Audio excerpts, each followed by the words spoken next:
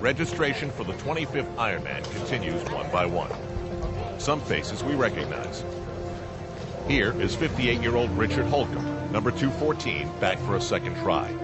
He's legally blind and it doesn't matter to him. No, the thing that must occur at all costs is this time, cross the line. It's more than a race. It's a lifetime event that we'll remember for the rest of our lives. They're either going to carry me off the course or I'm going to cross the finish line. The stories about people like Richard Holcomb pass through this world as race week moves toward this morning. Hey, did you hear about the man who is legally blind? People love to tell and love to hear the stories. Then, appearing near the start line, where they've been before, are father and son, Dick and Ricky Hoyt. There is no one here who hasn't heard about them, their story, and a human commitment that goes far beyond and far back.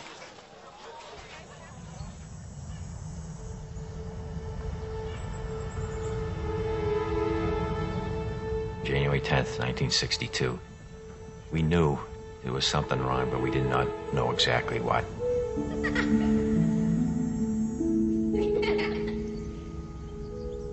The doctor said, forget Rick. Put him away, put him in an institution. He's going to be nothing but a vegetable for the rest of his life. We cried a little bit. We talked, and we said, no, we're not going to put Rick away. We're going to bring Rick home and bring him up like any other child.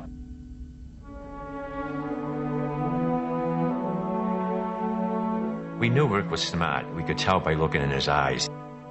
And when we talked to him, he was paying attention to what we were saying.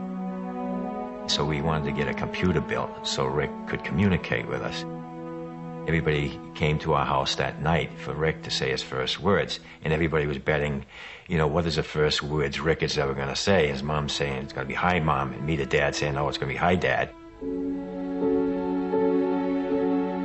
Well, the Boston Bruins were going for the Stanley Cup, and the very first words Rick ever said was, go Bruins. Dick is a military man, so he knows a thing or two about commitment.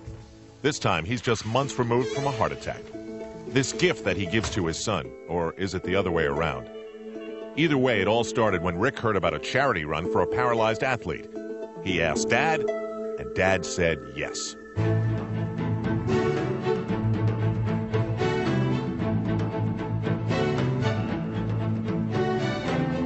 The gun went off, and we went off with all the other runners, and everybody thought that Rick and I would just go to the corner and turn around and come back. Well, we didn't. We finished the whole 5 miles, coming in next to last, but not last. And when we got home that night, Rick wrote on his computer, Dad, when I'm running, it feels like my disability disappears. So that was a very powerful message to me, that we finally found a sport that Rick could get involved in just like everybody else.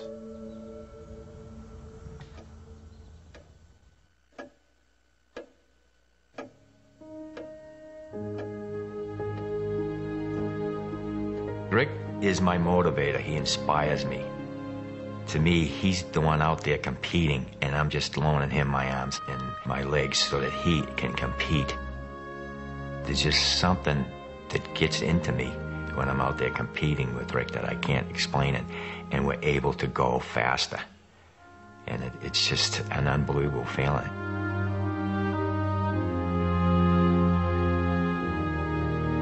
Rick and I love the Ironman triathlon, to be out there competing with the best triathletes in the world, to be accepted to compete along with these triathletes.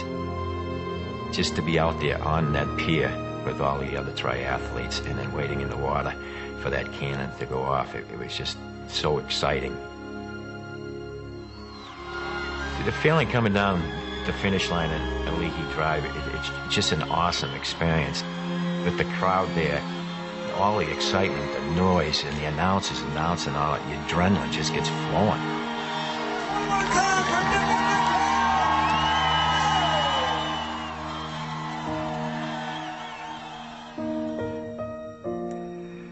I may be disabled, but I live a very fulfilling life. And if someone takes the time to get to know me, they will realize that I am no different than anyone else. Here he is. He graduated from public high school. He's graduated from college. He's out there competing in road races and triathlons. He lives a happier life probably than 95% of the population. Rick would tell you that, if he was physically able to do something, that he'd probably play basketball or football or hockey. But then he always says, no, the first thing he'd do is have me sit down in his wheelchair and he'd push me. It really makes me feel good that he appreciates, what I'm trying to do to help him out, and he'd do the same thing for me.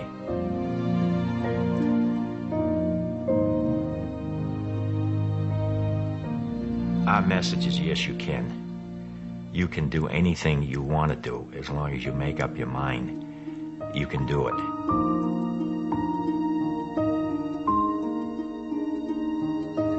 If you have ever searched for the meaning of life, stop. The answer lies right here. By the way, Ricky would want us to tell you the Bruins look pretty good this year.